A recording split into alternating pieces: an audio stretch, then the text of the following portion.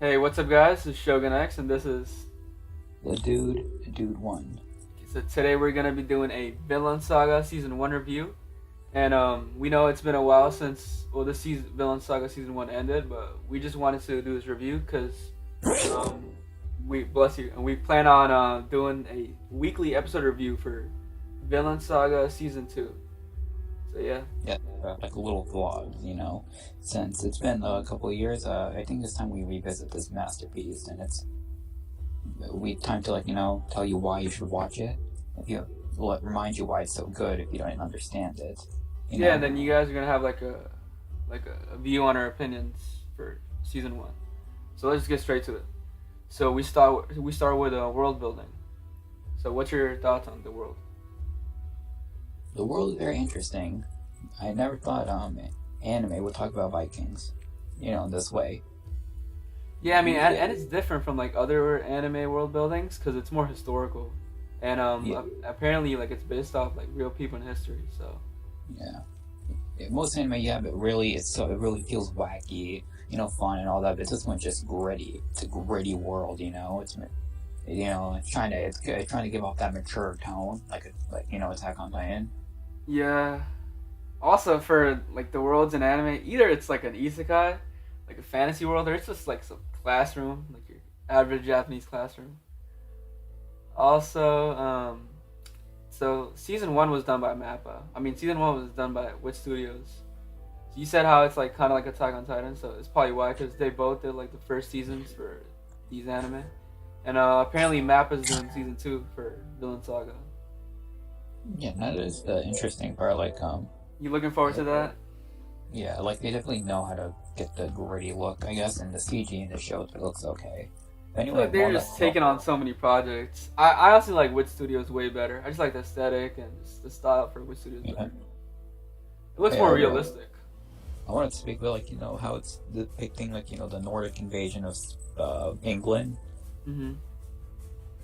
You see the lives how everyone's packed. You see both sides in certain episodes. Like episode 6, really, you see it from the English side and the Danes Yeah. and the king and everything. It is interesting, and it does play a role into our characters, but we'll get into that in a bit.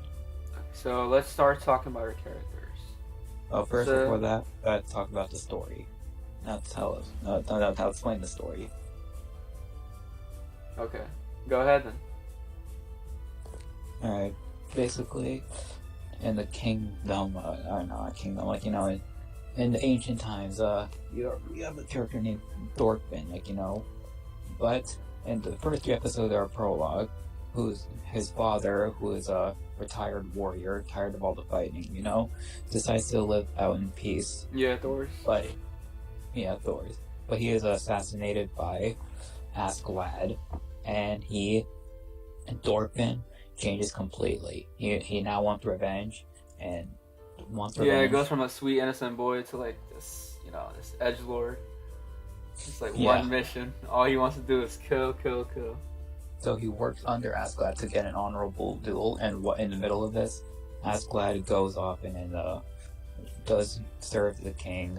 Goes to find we introduce more characters as well onto where Okay, so he, let's. he So that was just the plot summary and like about the story. Thorfeld. Yeah, we have to talk about Princess Canute and his and all that.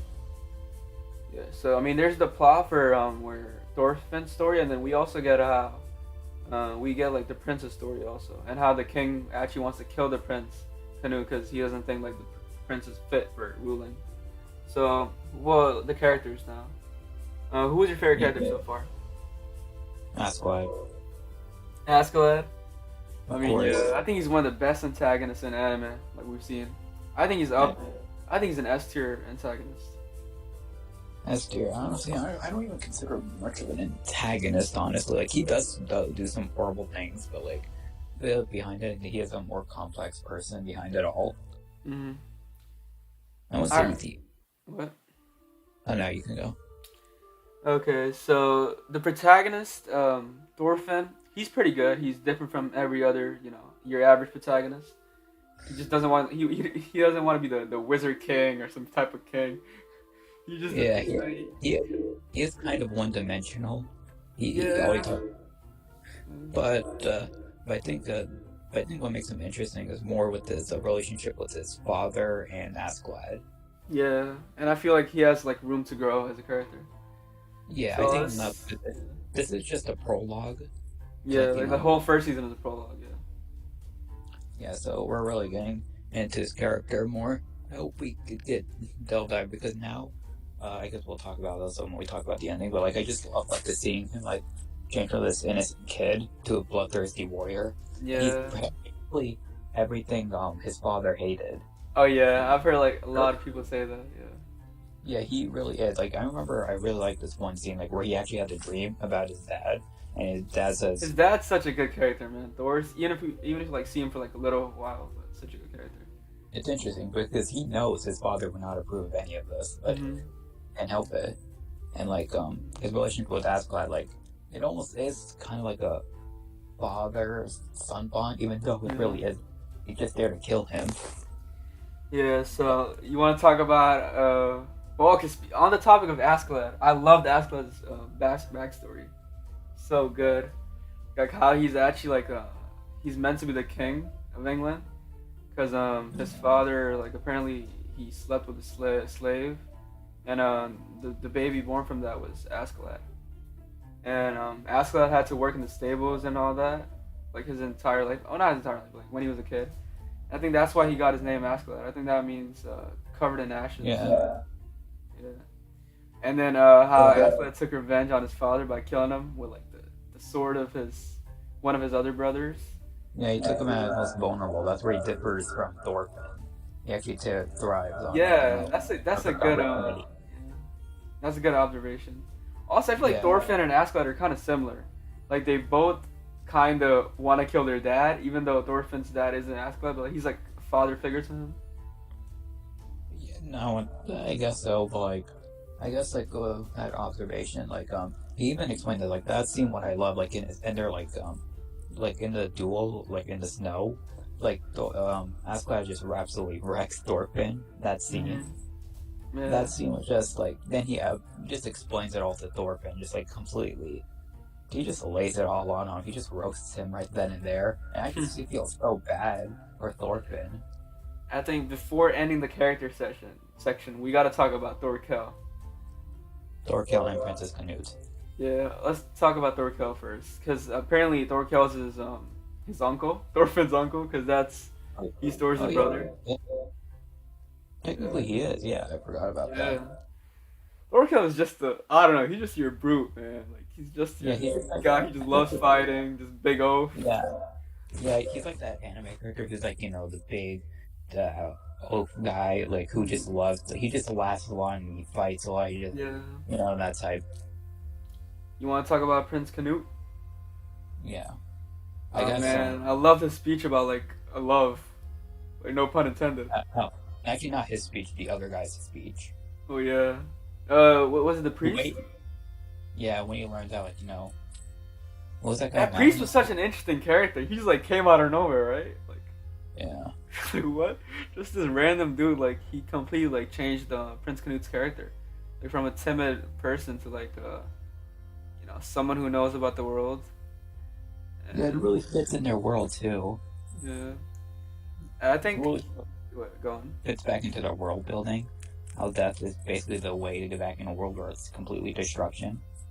Yeah, I think for what I got from the speech was that the world itself is beautiful, like everything around it, but like the people in it, like humans, are probably the worst part about the world because Yeah, they're when they savages and beasts. And when they die, they finally get back to the world.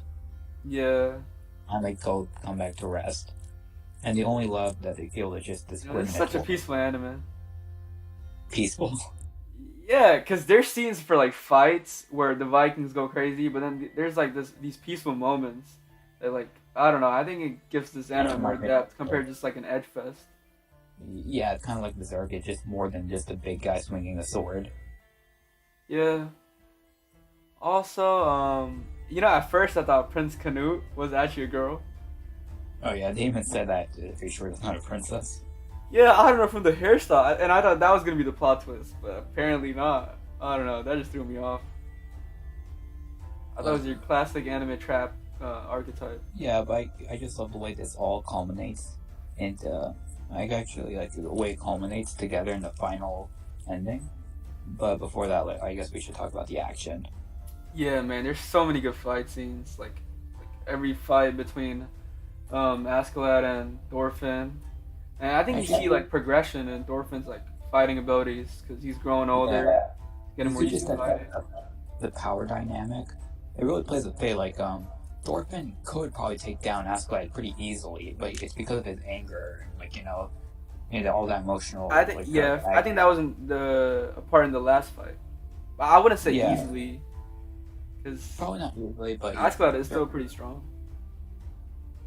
yeah, Askeladd, he probably can, but like Thorfinn, like with the way he wields he dual wields. Wields, yeah, like Kirito. Yeah, that's pretty cool. Like the way Is that he what goes Kirito around. does?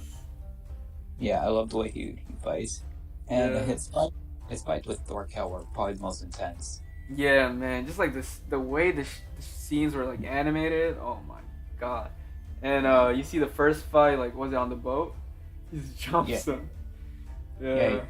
I've seen like where you really feel the impact of. I feel like that's where like the animation really comes into play. Like it really does. Like Witch Studios is amazing, man. Hopefully Mappa can hold up because I don't yeah, know. because most of the time I was just thinking like, oh, this could work as a live action show, but then I see Thorkel and just like you really utilize the animation there. I'm just like, yeah, I think this is where it really comes to use. Yeah. As a live action show, it'll probably be like Game of Thrones because I think there's like I mean there's some political aspects for this show for sure. Like Oh, how but the king I don't think everything they about with the king. I feel like Thorkel, like the way you remember, like he just knocks him in the air all the Mhm. way up. Yeah, it works better animated. Yeah, I mean that's why it's an anime, I guess. Okay, so the ending. I mean, this is not like the ending. This is season one ending, and then the ending for the prologue itself. I think the ending was amazing. With Yeah, Askeladd sacrificing himself for, well, he sacrificed himself for two things: to protect his own country, right, Wales, and then hmm because he knew like Canute was gonna be a better king. yeah. There's a lot more personal stuff going on with him. Yeah. Also, well, I think like the king, man, he really symbolizes how ugly a ruler can be. Like not just the way he rules, but just his face itself, man. Yeah, ruling is ugly. The kings back then were pretty ugly. I just love the way Askeladd just insults him right into his face, just like that golden crown doesn't belong to someone as ugly as you. Yeah, he says the truth, man. Yeah. Yeah. Also, the scene where oh man, that scene was so sad. Where Thorfinn was like, "Yo, like you can't die. I'm the one Yeah. that's meant to kill you." I kind of felt bad for Thorfinn there. I think like the last few minutes, like that ending part, like where I think everything leading up to like the moment like he slices the king's head off to the Mhm. moment like up to the ending, Mhm. that was like some of the best moments of any anime I've seen. Yeah, Because man, for sure. I'm like, oh my god, like the building up, like you finally see how angry Askeladd could be. I mean, even Thorfinn was like, you've seen that, never seen Askeladd that angry, like in an earlier episode. But Mhm. this time it really just builds up. Yeah. You I remember finally that see, one look Askeladd gave when the king was yeah, the talking. guy, Yeah.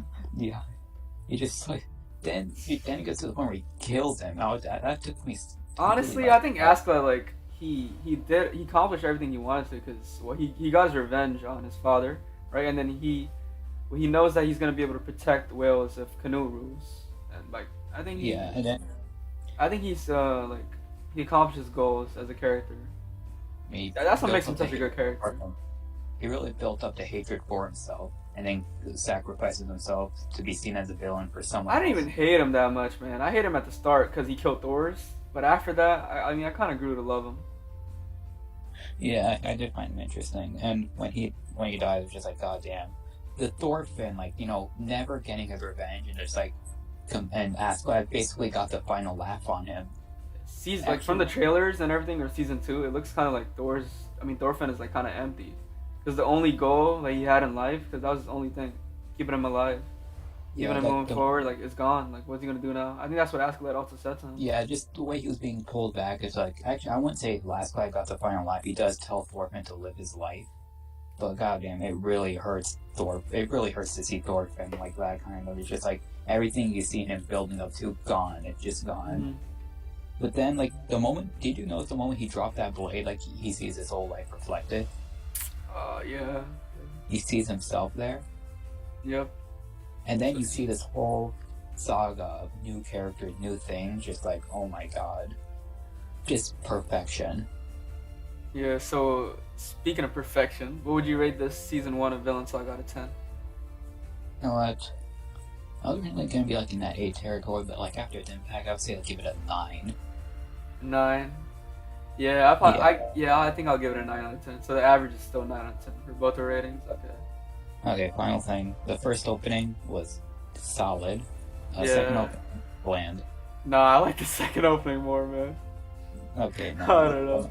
After we disagree. Oh yeah, okay.